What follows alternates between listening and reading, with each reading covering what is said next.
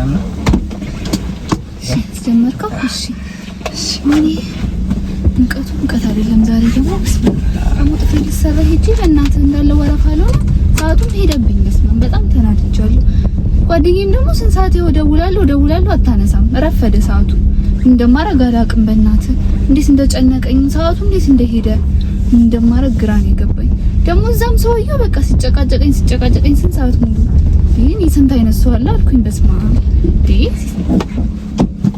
ምን አገባኝ እቴ ምን አገባኝ እኔ ስንት የሚያስጨንቀኝ ስንት የሚያሳስበኝ ነገር አለ እኮ በዚህ ሰዓት እኮ ሺህ አምስት ተቀጥቼ መጥቼ ያንቺን ኮተት ወሬ ልሰማ ነው እንዴ መጣሁ?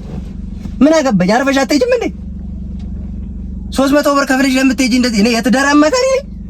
የማታወሪው ጉድ የለም እንዴ? ለእንትን ነው እንደ መጣሽው ይሄን ለቧልት ምናምን ለምን ቡና ላብላለሽ? እዚህ ጋር ቡና ጠጡ እንደዚህ ላርገብግብልሽ? አርፈሽ ለምን አትሄጂም መንገድሽን? ሰውዬው ጥፍሬ ምናምን ሜካፕ ምናምን ትላለች።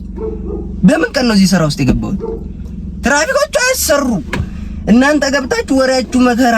ባለፈው አንዱ